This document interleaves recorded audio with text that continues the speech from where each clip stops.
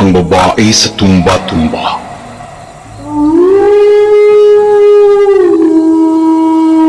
Ang kwentong ito ay nangyari umano sa probinsya ng Batangas.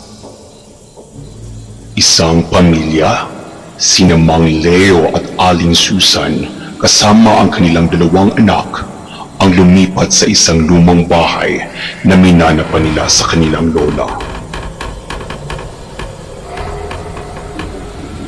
Ang bahay ay medyo malaki, gawa sa kahoy at puno ng matatandang gamit. Sa sala may isang malaking tumba-tumba na pinaka-napapansin ni Aling Susan.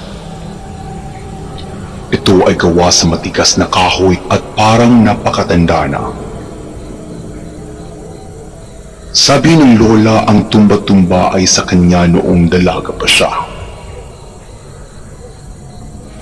Isang gabi, habang tulog na ang lahat, nagising si Aling Susan dahil sa tunog ng pag-ugoy na nagmumula sa sala. Bumangon siya at dahan-dahang sumilip. Nakita niya ang tumba-tumba ay umiiyak mag-isa. Pero walang nakaupo rito.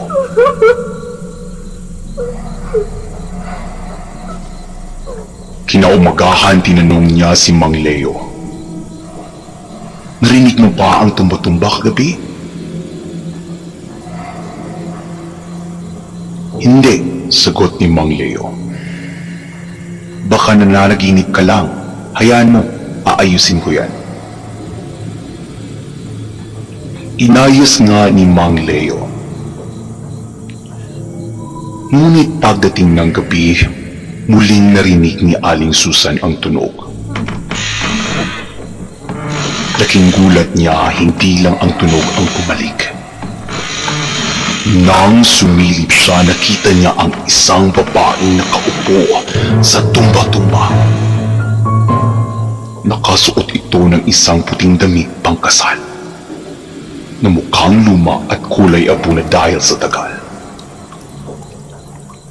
Ang buhok nito ay mahaba at nakaharang sa mukha at ang mga kamay nito ay nakahawak sa mga braso ng silya. Sino ka? Bulong ni Aling Susan. Halos hindi na lumabas ang boses sa sobrang kaba. Ang babae ay hindi sumagot at tuloy lang sa pag-ugoy. Ngunit nang unti-unting bumaling ang ulo nito patungo kay Aling Susan, lalong nanginig siya sa takot. Hindi niya nakita ang mukha dahil sa buhok, ngunit naramdaman niya ang matinding kalungkutan at pag-iisa. Sa takot, bumalik si Aling Susan sa silid at mahigpit na niyakap ang kanyang asawa. Kinabukasan, kinausap nila ang isa sa matatandang kapitbahay at doon nila nalaman ang kwento. Ang bahay ay dating tinirahan ng isang dalagang ikakasal na dating kaibigan ng lola ni Mang Leo. Ang dalaga ay naghihintay noon sa tumba-tumba na iyon, suot ang kanyang damit pangkasal, na darating ang kanyang kasintahan. Ngunit hindi dumating ang nobyo. Sinasabing umalis ito at hindi na bumalik. Dahil sa matinding pagkabigo at kalungkutan, sinasabing nagpakamatay ang dalaga. Ilang araw pagkatapos noon, suot pa rin ang kanyang damit pangkasal. At sa parehong silya na iyon, ang kanyang kaluluwa ay hindi na umalis sa tumba-tumba. Umaasa pa rin na darating ang kanyang kasintahan.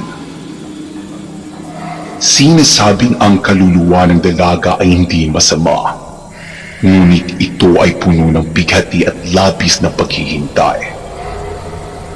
Napagdesisyonan ni Mang Leo at Aling Susan na sunugin ang tumba-tumba sa pag-aakalang matatahimik na ang kaluluwa ng babae.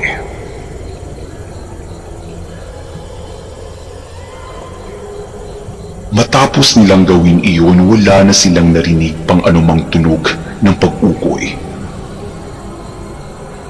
Ngunit minsan sa gitna ng tahimik na gabi, sinasabi pa rin nilang may maririnig silang mahina at palungkot na pag-iyak mula sa kung saan. Na tila naghahanap pa rin ng pagmamahal na hindi kailanman darating.